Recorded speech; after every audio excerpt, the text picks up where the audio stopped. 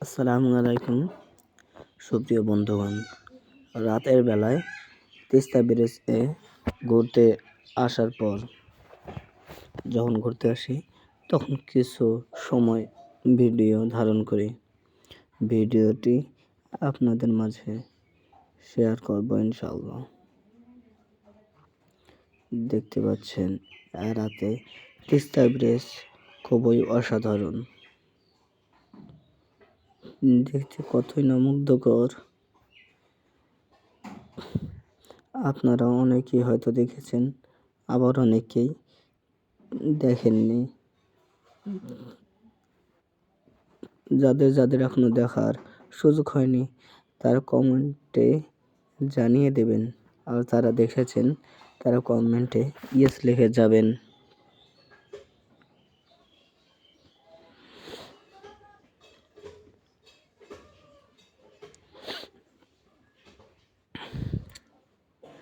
আমরা একটা মোটর সাইকেলে ছিলাম, তাই ভিডিওটি অতটাও স্পষ্ট হয়নি।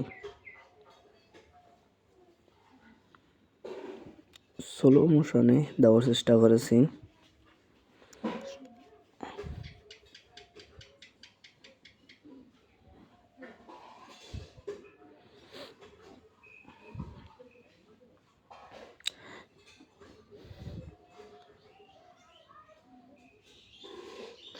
এটা হলো ডালিয়া তিস্তা ব্যারেজ।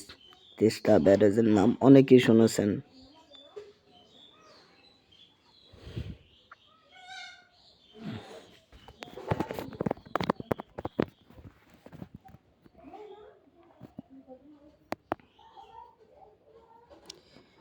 দিনের বেলা দেখলে এরকম লাইটের আলো আসতো না, অনেক অসাধারণ দেখাতো, কিন্তু রাতের বেলাও দেখার মজাটা, সৌন্দর্যটা অনেকটা অসাধারণ।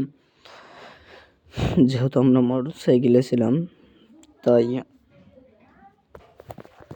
সুন্দর দৃশ্যটা ভালোভাবে ক্যাপচার করতে পারিনি, কিন্তু তাও অনেক অসাধারণ দেখাচ্ছিল। যখন আমরা যাচ্ছিলাম, তিস্তা ব্রিজ পার হচ্ছিলাম,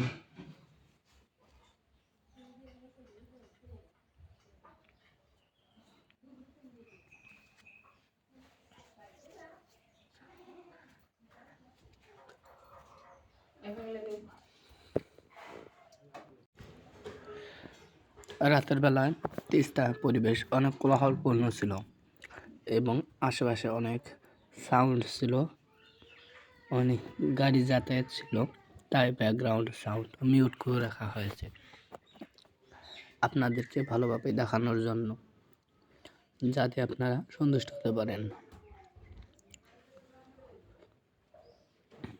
এটা হলো তিস্তা ব্রিজের অপোজিট সাইড, আর এটা হলো গেটের সাইড।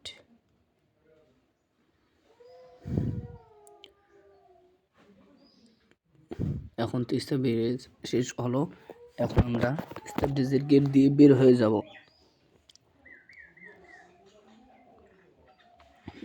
আমরা তিস্তা ব্রিজ থেকে ডালিয়া রোডে যাচ্ছি।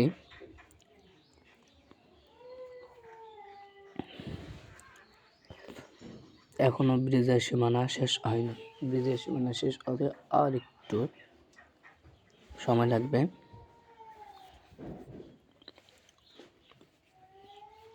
আমরা কিছু দূর সামনেই দেখতে পেলাম সাইড দিয়ে অনেক বাতি লাগানো, অনেক ঘিরে দেওয়া। আসলে এটাই হলো তিস্তা ব্রিজের পার্ক, তিস্তা পার্ক, যাকে সবাই তিস্তা পার্ক নামেই চেনে। এটা হলো তিস্তার পার্ক।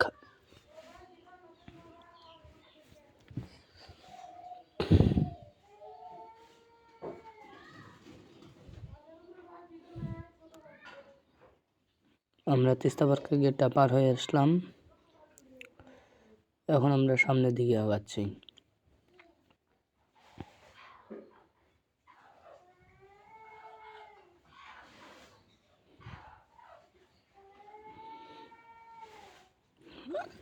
সামনে থেকে যেহেতু অনেক মোটর সাইকেল আসতেছিল, তাই তাদের আলোতে অনেক খারাপ দেখাচ্ছিল ভিডিওটি।